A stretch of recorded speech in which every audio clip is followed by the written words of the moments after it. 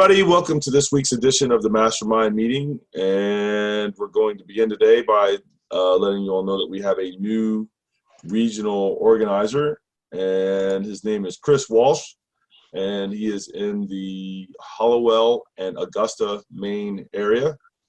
And welcome, and I wanted to let everybody else know that as well, both here and those of you who are watching at home. Thank you, Sifu. With us today on the call are Chris, Greg Nolmeyer, who is in the Ann Arbor, Ypsilanti, Michigan. Hey, guys. Yep. Jim Kelly, who is in Boca Raton, Florida. With his Grandpa-osaurus shirt on, yeah. Art Don, who is in the Washington, D.C. area. Hello, everyone. Harry Legg, who is in the Verona, New Jersey, New York City area. Hello, hello.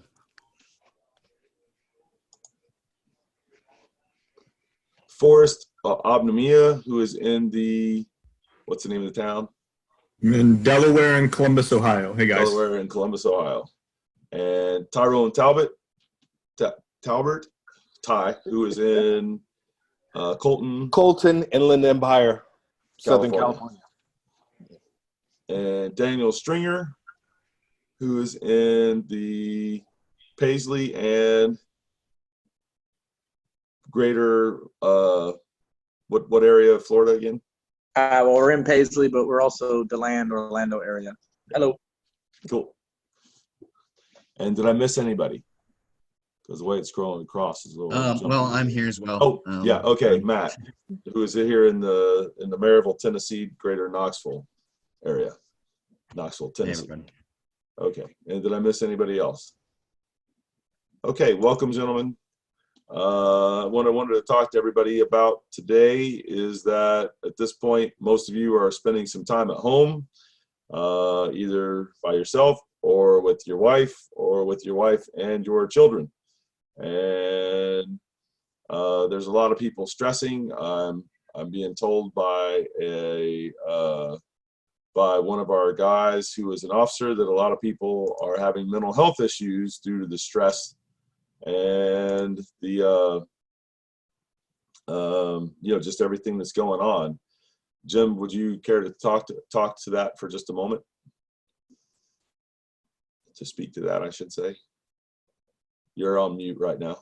Yeah, just that it's a change in everybody's social patterns and what they're used to doing in life, and unfortunately, a lot of folks don't deal well with change. So, seeing a higher number of mental issues that are coming up out on the streets and in homes. So just make sure you take care of yourself physically, spiritually, and mentally while this is all going on. Yep, all the above. As I saw one guy on the news last night that they had on, that they were talking to, he said, obviously hope and pray at the same time, make smart decisions. So you don't just rely on hope, you just don't rely on prayer, and you don't just rely on smart decisions. It's more is more, do it all. And that's exactly where I'm at with it. Make the smartest decisions you can and all of that, and hope and pray all at the same time. And basically, don't isolate yourself. The way that you're watching this, you can absolutely get things set up so that you can video conference with pretty much anybody you know, whether you're doing that through your phone, so that you can see them live on there the way that you're seeing us, or whether you're just talking to them. But I recommend that you actually try to talk to some of the folks with the video to help ease some of that isolation that you might be experiencing at the moment.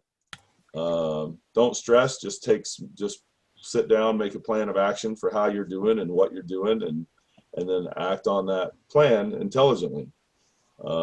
Be careful on the internet. There's a lot of crazy, hold your breath for 10 seconds and somehow that'll make sure that it's cured the disease or something. And there's like insane stuff going on like that. And Just be very wary and double check anything that you find. I don't mean double check it by finding another dubious source on the internet either. I mean, see what the experts on this are saying and that kind of thing. Be happy to spend some time at home and don't stress. This will, at some point, this will end and life will resume. And keep busy. Train clear Tai Chi. And go to clearmartialarts.com and you can sign up there and train clear Tai Chi if you're not doing that already. And most of you that are seeing this should be doing that already. We are putting up a lot of very specific content right now, and we're recording all classes.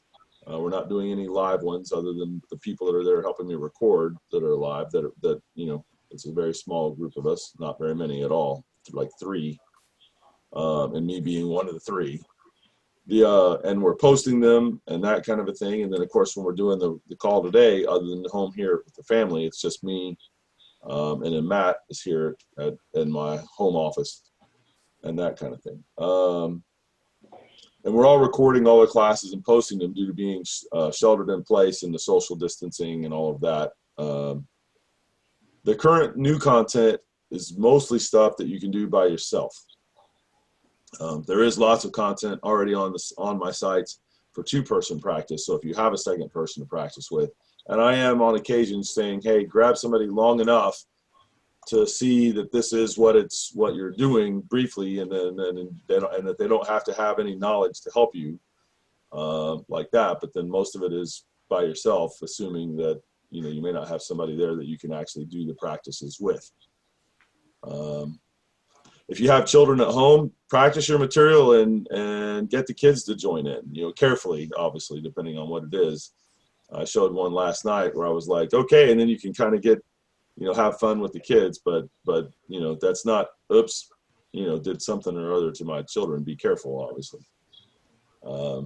Spend some time in meditation and contemplation that is actually structured time. So not just, okay, let's see what's going to occur to me, but actually set a goal, doing things like marrow washing, meditation, some of the Qigong that we put out on the video last week, where you're really doing some very specific practices. Make plans and organize your future activities. Once this is over, if you haven't made any plans, then you're going to try to kick things back in, but you're going to actually have to probably plan some things and make arrangements for who you're going to call and how you're going to call them in terms of coming back to your classes if you're a teacher, or what you're going to do. Make those kind of plans now and just have them on a computer or something in a folder so that you can go open it up and really make your plans and have it organized already. And that way, once this is eased off enough or ended to where things are going back to what the new normal will be, that you're able to hit the ground running and knowing what you're up to and not be wasting time. That now really needs to be a time of more action and that kind of thing. While you're at home, most of us have projects that we've been wanting to do or needing to do and putting off. Do those projects. The hardware stores, at least most places, everywhere that I'm aware of, are still open. So if you need something, you can go and get that stuff and do that. And so, get that stuff done now while you're at home and actually have the time for that. Obviously spend time with the married and or with kids, spend time with the wife and family, and do it enough that when this is over, you're like, okay, it might be a few days before I see you again while I'm working on other stuff. But you've had a bunch of time with them at that point.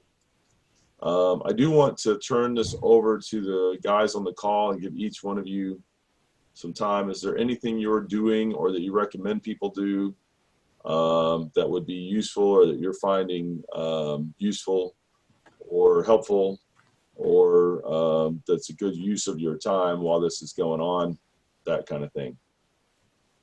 I'm spending more time in bed.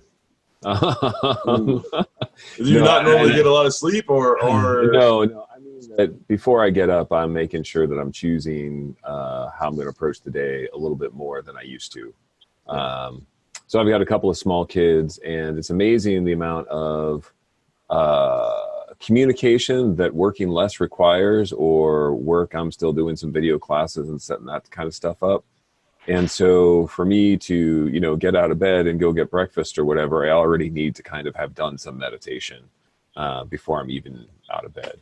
So I'm finding that kind of stuff, that trying to be there when I'm there and not when I'm not, So by the time I leave the bedroom, I'm good. I'm great to be with kids, get them going. And then I'm not with them for a little bit and I get some work done, but the work times are smaller. The personal times are smaller. Everything is just smaller. So I just feel like I need to choose and be a little more careful. And that starts at the beginning of the day. And then that continues a little bit as well.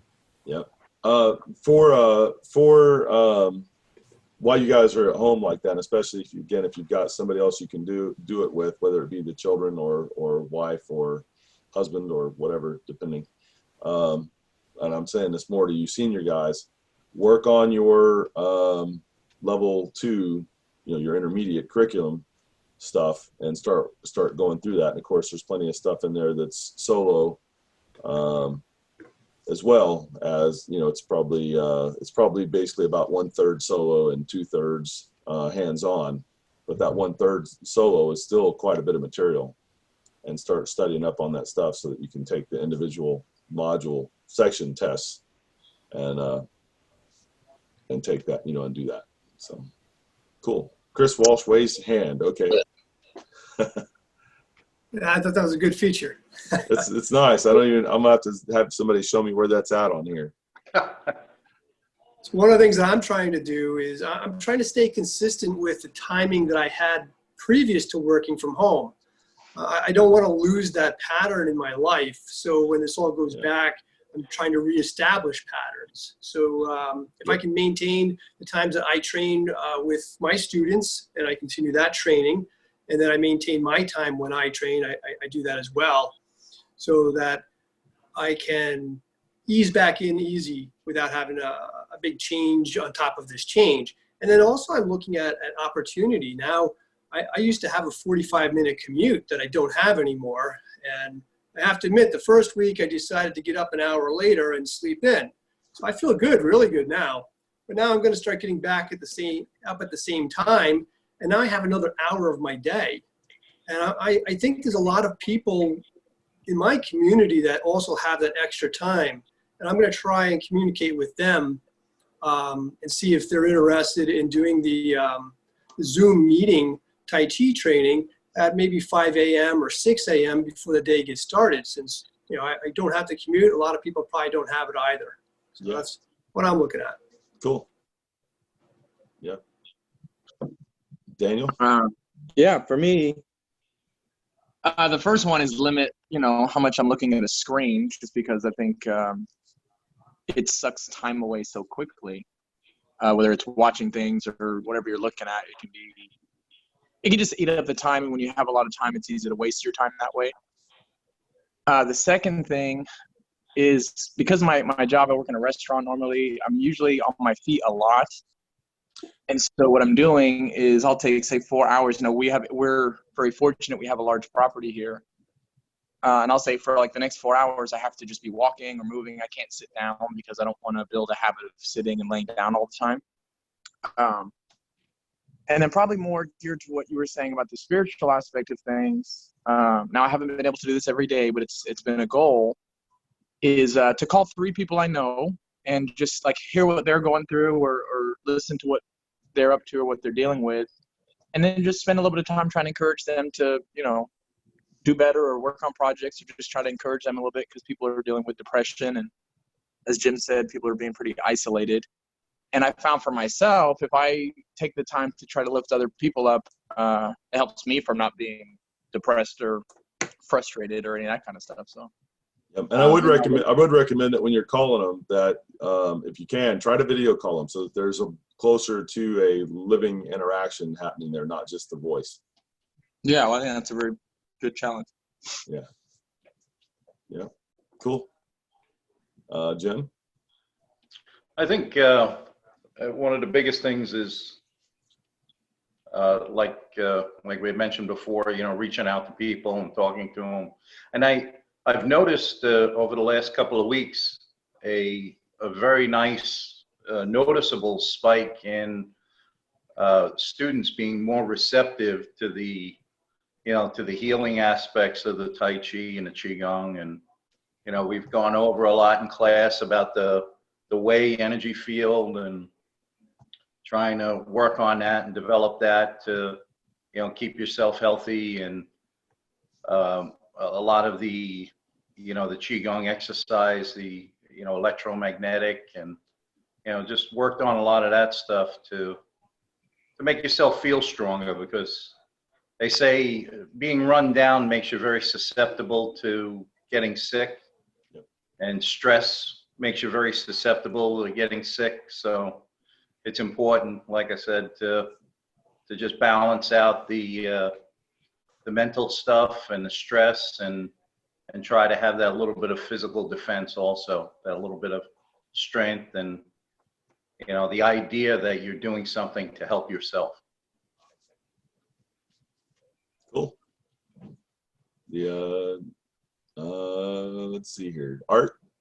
Well, what I do, whether with myself or with talking to other people, is and for example, practicing Tai Chi or the various Qigong exercises, and this time under these circumstances where there might be a tendency to have lethargy set in, I say, well, the first thing is that you might, or I might feel the need to just push myself a little bit to get up. And even though there is all this time in front of me to go ahead and start doing things, and again, in a Tai Chi exercise practice sense, I get up and just start with basic warm-up exercises or meditation or something to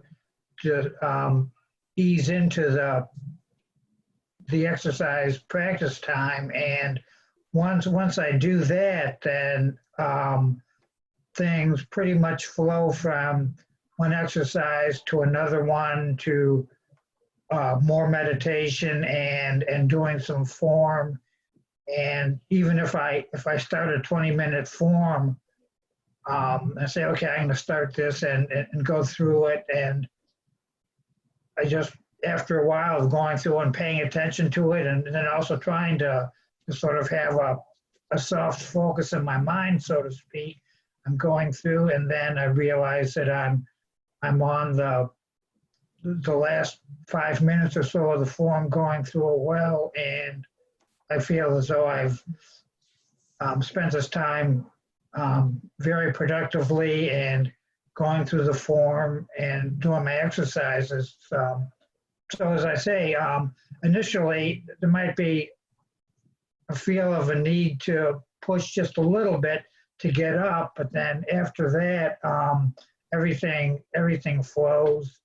And again, in the practice, I'll stress maybe working on one particular facet of Tai Chi or the exercise, for example, relaxation or deep breathing, or maybe combined too, because, for example, in relaxation and deep whole body breathing, they, as a lot of the different facets do, they work together very well, and just build up that. And I find as I continue that the other facets of alignment and connection, grounding, rooting, sort of develop along with them without having to expend a lot of thought saying, oh, now I have to do this and do that.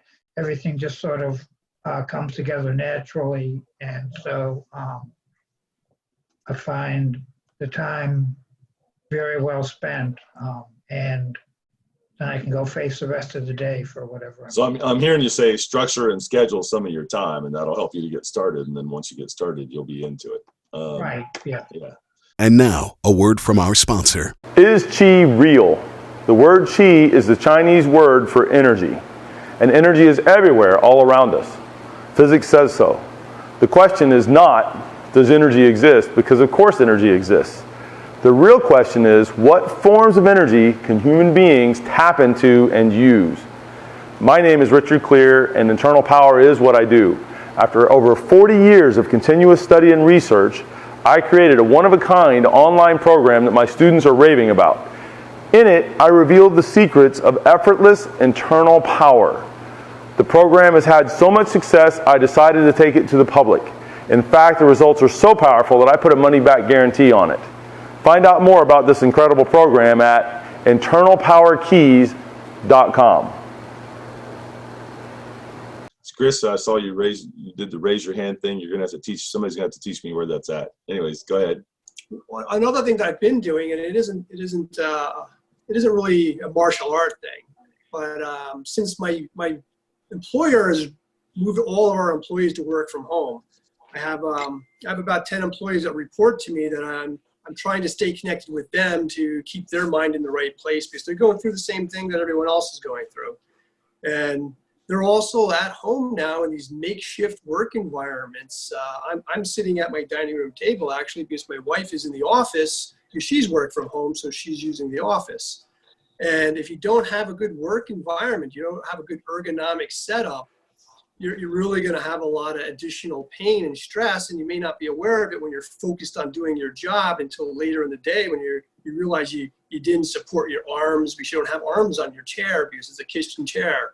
So what I started talking to my team about is setting an alarm, somehow on their phone or through the functionality at work, any of our calendars. They can set an alarm to go off every 30 minutes and just get up, take a 2-minute micro break, and they can stretch, they can look around, they can do some push-ups. If you did 10 push-ups, just a couple of things to get your body moving. You can just change what you're looking at so you're not staring at the screen all day. All those things give you a quick revitalization in your body. And that'll help you go through the rest of the day and not suffer with pain by the end of the day. Cool. Yeah. Harry Legg. There we go. Hello. Hi, Stephen. So one of the things, obviously, is even more time to practice. But I will echo one of the things that Chris said, and that is and Art is to keep the same schedule as much as possible. So I had a teaching schedule. I have a training schedule, which there's more time for that now. And I've been very close in contact with almost all of my students. I have one who is stuck on a cruise ship right now. She went out well before this became a thing, so we haven't been able to communicate. But the rest of my students are very interested in online classes. So I wanted to share what I'm doing with that. I can switch here, I believe, to the other room. It should switch, okay. So I spent some time over the last week, because I'm a bit of a tech geek, putting together live streaming in my workout and teaching room. And without boring people with a bunch of technical stuff, I'll tell you a couple of the things that I did that will make it hopefully a better experience for everyone. One is a wireless lavalier mic, so my voice isn't, across the room 10 feet into a webcam mic that's, 10, 15 feet away. The other thing I did, which I've kind of wanted in my practice room anyway, is put a screen up on the wall so that I can see myself while we're on the Zoom meeting classes, to know that I'm on screen. They can see my feet or whatever the case may be, or my hands. Now, obviously, this is what you're talking about now is for people out there that are instructors. And so obviously, and if you're not an instructor and can do this, that's great. But if you were at home going, what? I'm training on my own. I don't have space for that, or these other things, or the money to order all of that. He's actually talking to people who are doing more of the instructor thing right now. And so if you're an instructor and you're kind of at home doing this and you don't have a dedicated space in the way where you can go and use it at this time, might be time to set up that kind of a space and then to do the kind of things that Harry's talking about here. Go ahead, Harry. So I'll tell you that I'm teaching 3 types of classes for those that do teach. One, I teach a whole bunch of seniors twice a week in the mornings. And I find that they want to be taken through all the warm-up exercises and follow along sorts of classes. Now, I will teach them a few new things here and there, but just to get them going, also to let them see each other in this virtual environment and be able to talk. is a good thing. The other thing I'm doing for my private students is a dedicated class for them where it's not so much follow along, but they can ask questions. We may do a few things together and I can teach them an extra thing or two. Then the other thing that I wanted to mention for those that are instructors is there are probably Facebook groups for the towns that you live in or nearby towns. So what I've done is I've put some posts in all the town Facebook groups near where I live saying, hey, if you'd like to relieve stress and anxiety, I'm offering Tai Chi classes online, and I'm making it donation-based. I'm just letting them know I've invested a little bit of money in some equipment, but really this is for the community, whoever wants to join in. So that'll be a third class that I do. And that's what I've been spending my time on, and look forward to getting these going this coming week. Cool. I like that from the standpoint of promotion, that you can do the stuff that we normally do in our introductory classes, you know, the first couple or so, and put that out there and give people an introduction to what Tai Chi is and what it's about. And then, you know, and then they may want to do something with you now. And then when this is over, obviously, if they've been seeing you, they're a lot more likely to come out and want to continue with you. They've enjoyed what they saw online. In person would be that much more. So, cool. Yeah, I totally hope so. And I'll also sending them to you, of course, in clear Tai Chi. So. Yeah, that's if they're doing it from long enough distance they can't drive to you. You know, our goal with this is that you can get obviously the online instruction, and then with the regional organizers and the folks, you'll see there are more folks coming on. We're trying to do that so that ideally that you can have somebody close enough to you that, obviously not right now, but when this is not going on, that you can get in the car and drive to and get hands-on and get more instruction and help and guidance and all those kind of things. So, and these guys are really doing it. So when you put hands on with them, you'll be able to get that. All right, who have we, and I know Matt, we haven't talked to you yet. Who else do we have on here that we have not heard from yet? And I'll just say a couple of things that have helped me out through this whole thing. Obviously, it's changing, and I think one of the big unknowns is, well, how long will this whole thing last, and are we just going to be cooped up inside more and more? Probably. And so one thing that I've been doing the past week has been going outside and going on walks, and hopefully this is something we can continue doing. Although, you know, this seems like they're kind of starting to set their foot down even on that sort of thing. But I think the outside is pretty crucial to keeping the positive mind state going through this whole thing. So it's helped me out. And then I think just, you know, continuing to think about how you can improve your position, make yourself feel more comfortable, whatever you got to do to improve that will just make you feel better and thinking more clearly, and you know, just being prepared for whatever is coming down the pike. And hopefully it gets out of the woods quickly, but if not, hopefully we're all prepared for that too. So, yeah. Cool. Hopefully everyone's doing good through all this. Thank you. Yeah, it's like Daniel. Sometimes it's hard for me to remember that a lot of times people don't have that much space. You know, I'm used to being able to go out here and walk 3 acres on my property, that kind of a thing. And so, and my yard in Tampa was like a lot and a half, and very heavily a lot of fruit trees and that kind of thing. And so you could go out and spend time out there, at least on the deck, and do things. And so, absolutely, that outside time is crucial. That you get some, if you can, just obviously remember and keep the social distancing and all that kind of stuff. Yeah. All right, Ty? Yes, actually, a lot of things that people brought up are important. One of the things that I find that my students really seem to appreciate that I was surprised about was the social contact. Was the what? Social contact. Oh, yeah. Yeah, I actually have Richard, who I hear from about 4 times a day. See, you found out how serious of a student he really is, huh? Yes. And then, you know, I just make casual, time for other people, other students, and they find that it's really important to them. They really appreciate it, which kind of surprises me. I guess a lot of people are isolated or don't have family and friends in the area, or don't have good relationships with their families and friends. So I go ahead and contact them and fill that void. Yeah. Yeah. And try to do that. And we would recommend for any of you to try to do that and really keep that contact up. You know, on an average day or two, if you had a day or two alone, a lot of times with how we normally live our lives, we feel pretty good about that. Oh man, I got some alone time. That's great. And if you need that, by all means, take it. As this keeps going on though, and it becomes, you know, now it's a week and now it's 2 weeks, it's really easy for the isolation to sneak up on you, and or that there are other people in your life that isolation is really not treating them well at all. And absolutely, like Ty's saying there, and Daniel, try to keep enough contact and enough, like I said, for me, I would say video call people so that that way, you know, they actually get to see you in an interaction like that. So cool. Thank you. Let's see here. Who else? Who have I left out here other than Matt at the moment? Is that everybody but Matt? Okay, Matt, last but not least. Well, you know, for me, it's been an interesting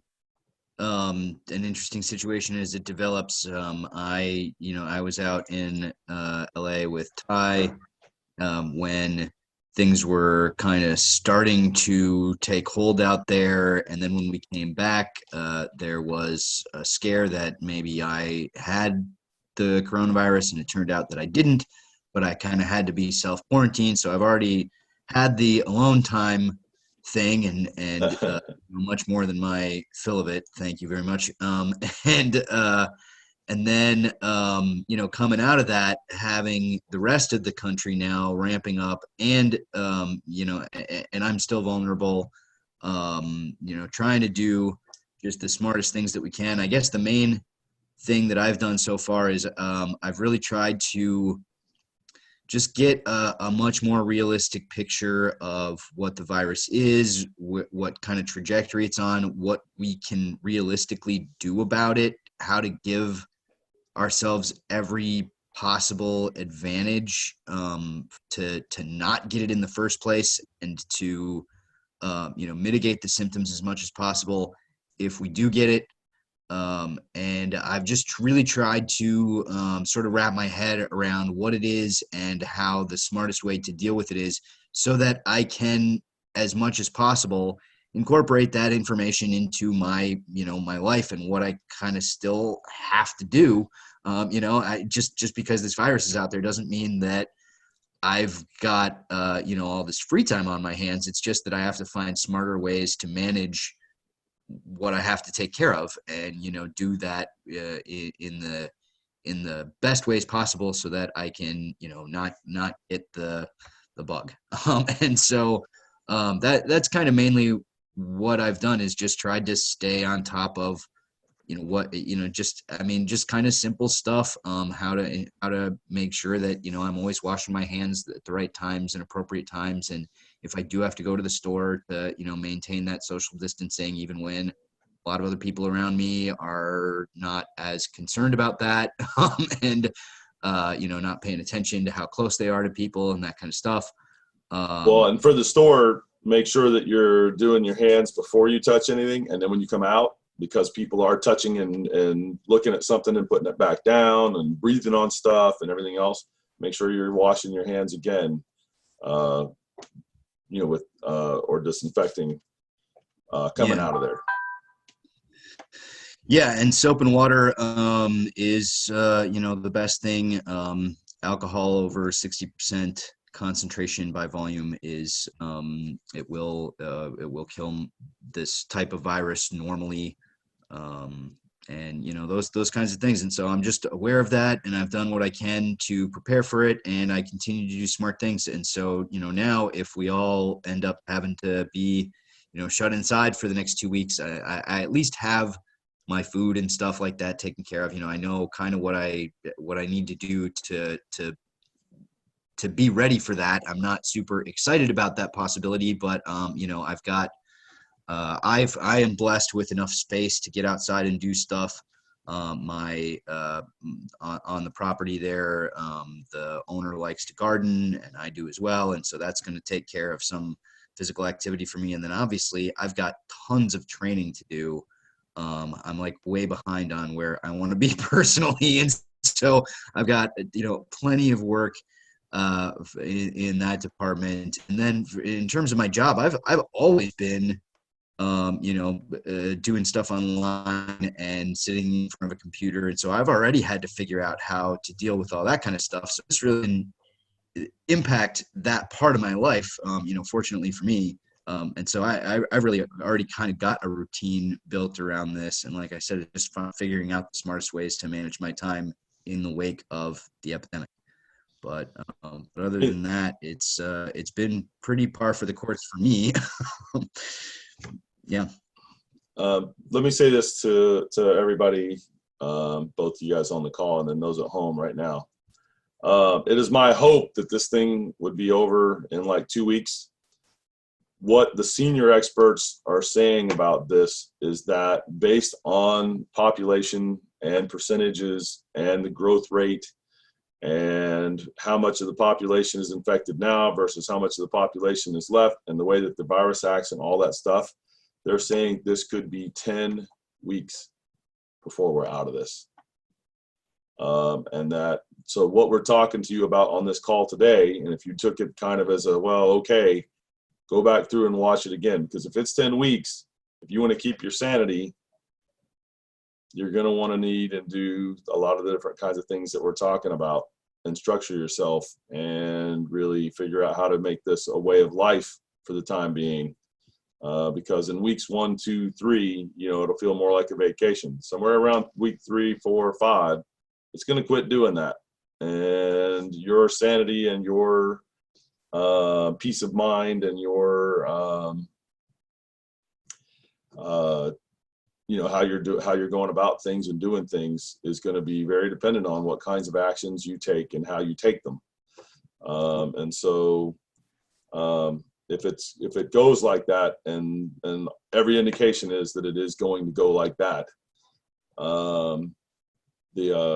you wouldn't want to start taking risky behaviors thinking, and this is one of the things they've been talking about, that they're concerned that there'll be sort of this, people will think, okay, it's been a couple weeks, so now we're okay, and not paying attention to what's going on, and then take actions that aren't so smart, versus if it continues to ramp up, everything that they're talking about for the social distancing and isolating and staying, in place and all that stuff is going to be so much more crucial to try. In other words, we're going to have a couple weeks basically without new cases before we reasonably are at a place where, okay, this thing is over. And right now we're adding more and more and more and more people every day. And so, pray, hope, and take smart action. All three things, not just one or the other. Okay. Any other thoughts or comments before we end today? Okay. Well, thank you guys. I'm available to you. Matt and I will plan for some of the stuff that we were talking about and hopefully bring some things to you here soon. He'll probably send it out by email, and then we can obviously talk about it next week. And we hope you folks at home are getting something out of this. Please put comments below and let us know what your thoughts are and any other thoughts that you might have regarding the kind of things we've been talking about today. And if there are any questions or any things you would like us to address while we're doing these, since probably a few more of you are watching than normal because you have a little bit more time to do that. And we're here for you. And thank you for watching. Thanks, guys. Thank you, everyone. Thank you. Everybody stay safe. You too, Jim. Take care. Thank you. See you, Grandpa Soares. I was going to have a guest speaker. Oh.